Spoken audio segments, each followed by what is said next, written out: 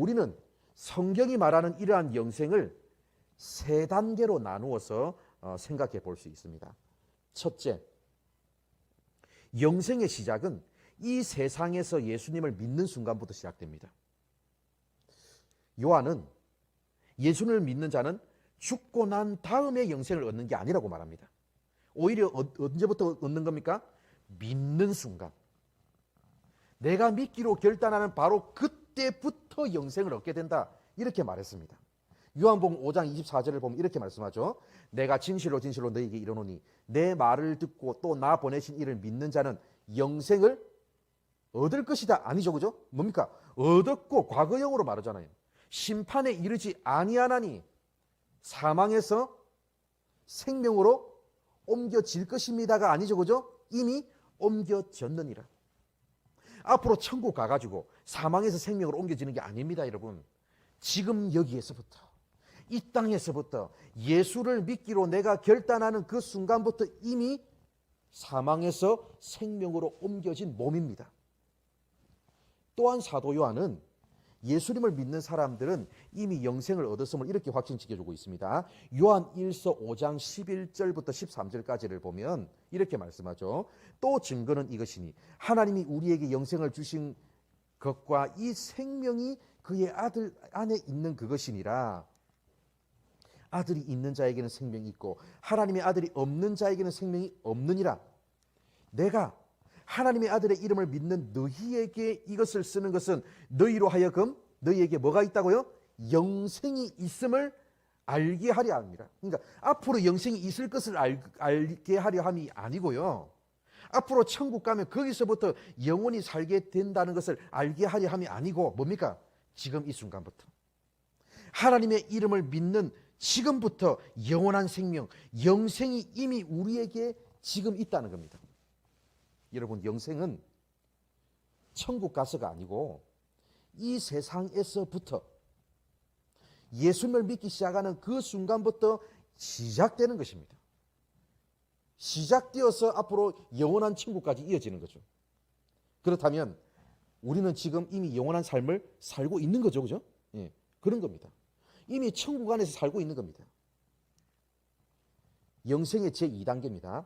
성도들이 이 세상에서 예수님을 믿고 살다가 죽는 순간 어떻게 됩니까? 우리의 영혼은 즉시 완전한 성화를 이루며 낙원에서 주님과 함께 교제하며 살게 됩니다. 이 낙원은 천국이라고 봐도 됩니다. 그죠? 낙원이라고 말해도 되고 천국이라고 말해도 되고 뭐 어떻게 말하든 상관없습니다. 여러분, 죽고 나면 이제는 몸이 없는 영혼의 상태로 낙원에서 천국에서 하나님과 더불어 교제를 나눕니다. 그죠? 거기는 몸이 없어요. 우리의 몸은. 그죠? 몸은 없지만 중요한 게 뭡니까? 하나님과 함께 있다는 것이 중요한 거죠. 그죠? 이것을 영생의 제2단계라고 부릅니다. 그래서 여러분, 지금 우리와 함께 신앙생활 하다 천국 가신 분들 있잖아요. 그죠? 그분들은 몸은 없고 지금 영혼이 지금 천국 가 있는 거죠. 낙원에 계신 겁니다. 하나님과 함께 계신 겁니다. 그죠? 그러면 이제 그래서 여러분, 죽고 나면 이제는 몸이 없는 영혼의 상태로 낙원에서 천국에서 하나님과 더불어 교제를 나눕니다. 몸은 없지만 중요한 게 뭡니까? 하나님과 함께 있다는 게 중요하죠. 그죠? 이것을 영생의 2단계라고 부릅니다. 그죠? 그죠? 그래서 이 세상에서 누리는 영생에 비하면 어떻습니까? 비록 몸은 없지만 우리의 영이 하나님과 함께 있는 상태니까 한 단계 더 진전된 상태다. 맞죠? 그죠? 이렇게 봐도 되는 거겠죠. 그죠? 사도 바울은 이러한 영생의 삶을 이렇게 소망합니다. 빌립보서 1장 21절부터 24절까지를 보면 이는 내게 사는 것이 그리스도니 죽는 것도 유익함이라. 그러나 만일 육신으로 사는 이것이 내 일의 열매일지 내 무엇을 택해야 할지 나는 알지 못하노라. 내가 그 둘 사이에 끼었으니 차라리 이 세상을 떠나서 그리스도와 함께 있는 것이 훨씬 더 좋은 일이라. 그렇게 하고 싶으나 내가 육신으로 있는 것이 너희를 위하여 더 유익하리라. 여러분, 이 땅에서 몸을 가진 상태에서는 아직도 죄가 우리에게 남아 있습니다. 죄가 남아 있는 몸이기 때문에 하나님과의 교제가 방해를 받을 수밖에 없죠. 그래서 바울도 뭘 소망했어요? 이 육신을 벗어나 가지고 맞죠, 그죠? 하나님과 함께 있는 걸 소망했습니다, 그죠? 예. 그래서 이 육신을 벗어나서 우리의 영혼이 하나님과 함께 하게 되면 지금보다는 훨씬 더 하나님과 친밀하게 교제하는 삶이 되는 거거든요. 그래서 바울은 그걸 소망했어요. 그러나 여러분, 이것도 완전하지는 않습니다. 왜요? 영혼만 있으면 완전한 인간이 아니죠. 몸과 영혼이 결합되어야 완전한 인간이지 않습니까? 영혼만 가지고서는 아직 완전하지 않습니다. 그래서 영생의 제3단계가 필요한 거죠. 영생의 가장 완전한 상태는 성도들이 부활해가지고, 성도들의 몸이 부활해가지고 몸과 영혼이 결합된 영화로운 상태에서 하나님과 더불어 영원히 교제를 누리는 것입니다. 우리가 사도신경으로 신앙을 고백할 때마다 제일 마지막으로 고백하는 구절, 영생을 믿습니다. 이 구절은 이 세 번째 단계의 최종적인 영생을 말하는 겁니다. 물론 1단계, 2단계도 포함되는 거지만 세 번째 단계의 영생, 최종적인 영생을 말하는 거거든요. 그래서 여러분, 성경에서 이러한 최종적이며 완전한 영생의 삶을 가장 잘 묘사해주고 있는 곳은 요한계시록의 마지막 부분인 21장 1절부터 22장 5절까지를 보면 잘 알 수 있습니다. 이 부분을 보면 알 수 있는데요. 여러분, 그 요한계시록은 영생의 삶을 누리게 될 성도들의 영원한 삶의 터전을 뭐라고 말하느냐 하면 천국이라고 말하지 않고 새 하늘과 새 땅이라고 말합니다. 요한계시록 21장 1절에 이 표현이 나오는데요. 새 하늘과 새 땅이 우리가 앞으로 살게 될 영원한 천국이다. 이렇게 생각하시면 됩니다.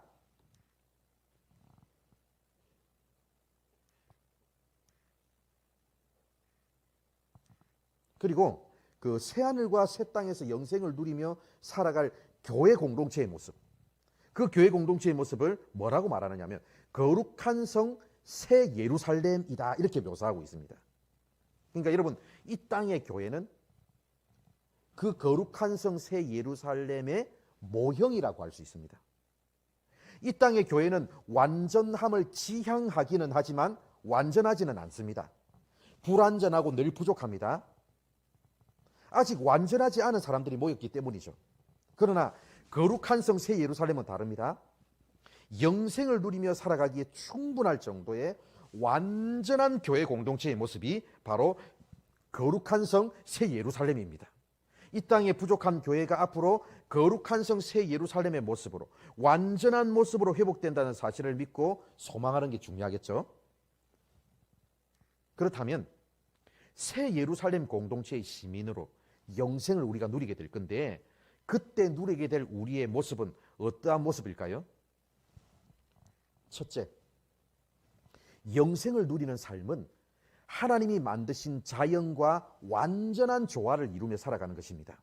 그런데 인간이 범죄한 이후 에덴 동산에서 쫓겨나고 말았습니다. 그리고 지금까지 인간은 광야와 같은 이 세상 속에서 살고 있잖아요, 그죠? 그래서 이 땅에서는 땀을 흘려야만 먹을 것을 얻을 수 있습니다. 그러니까 이 자연이 우리에게 모든 것을 다 제공해 주지 않고 우리가 수고하고 애써야만, 맞죠, 그죠? 그 열매를 따먹을 수 있습니다.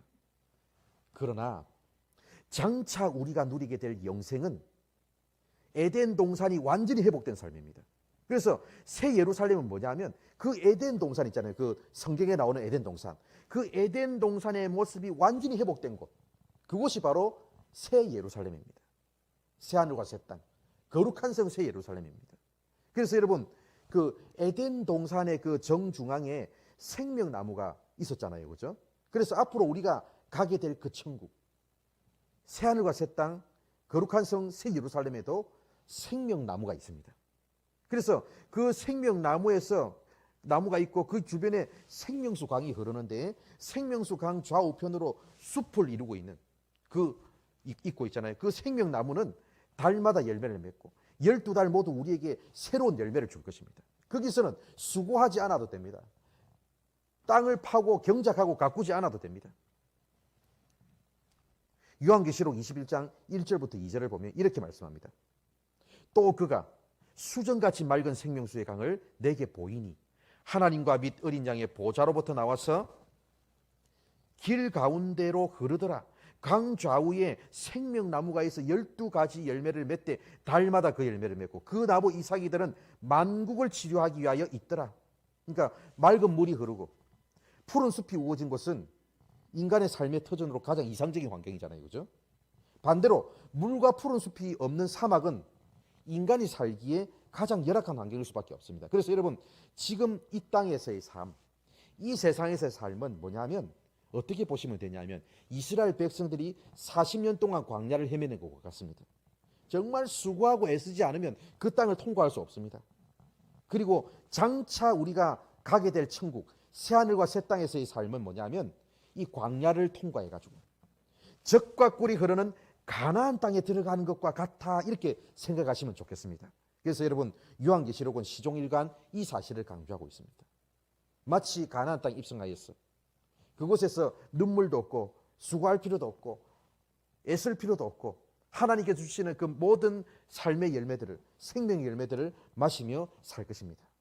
그래서 여러분, 생명나무와 생명술은 사람들이 먹고 마시는 음식과 음료를 상징합니다. 영생을 누리는 삶이란 뭐냐면 곧 뭐냐면 생명수를 마시고 생명나무 열매를 풍성하게 먹는 삶입니다.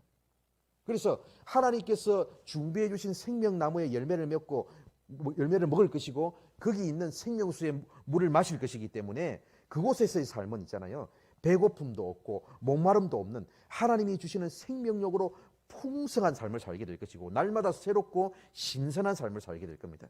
더 이상 눈물도 없고 고통도 없고 질병도 없고 심지어 죽음도 없는 삶을 살게 될 겁니다.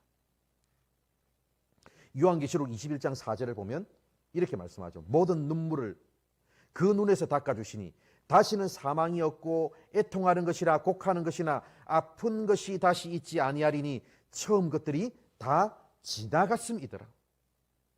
이렇게 말합니다. 영생을 누리며 살아가는 삶은 더 이상 이 세상의 고통이나 비참함, 눈물, 결핍이나 재해가 없는 안전하고 풍성한 삶입니다. 이 땅에서 모든 것들 다 지나갑니다. 다 지나가고 새로운 것이 다 시작되는 거죠.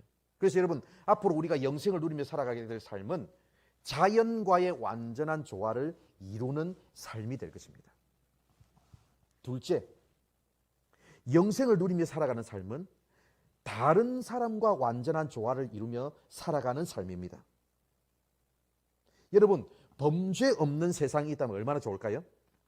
새하늘과 새 땅에서의 삶, 새 예루살렘 공동체의 삶 속에는 여러분 더 이상 범죄가 없습니다.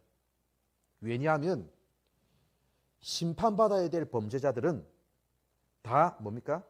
새하늘과 새 땅에 들어오지 못하고 불못에 갇혀버렸기 때문입니다. 요한계시록 21장 8절을 보면 이렇게 말씀하거든요. 그러나 두려워하는 자들과 믿지 아니하는 자들과 흉악한 자들과 살인자들과 음행하는 자들과 점술가들과 우상숭배자들과 거짓말하는 모든 자들은 어디로 갈까요? 불과 유황으로 타는 못에 던져지리니 이것이 둘째 사망이더라. 거기 다 가기 때문에 우리가 살게 될 영원한 천국, 새하늘과 새 땅은 범죄가 없어요. 모든 사람들과 화평합니다. 관계가 회복됩니다. 여러분, 우리는 한 번 죽잖아요. 불신자들은 둘째 사망이 있습니다. 두 번 죽습니다. 이 땅의 모든 흉악한 범죄자들이 다 불못에 던져지기 때문에 그들이 행위대로 다 심판을 받거든요. 우리는 행위가 있었더라도 뭡니까? 예수님의 보혈의 피로 생명책에 이름이 기록되어 있기 때문에 그분들, 우리 생명책에 이름이 기록된 사람들은 천국으로 옮겨지고 그 생명책에 이름이 없는 사람들은 행위대로 심판을 받기 때문에 다 불못에 들어갑니다. 그래서 우리가 살아갈 새하늘과 새 땅에는 범죄가 없습니다. 관계가 끼어지는 게 없어요.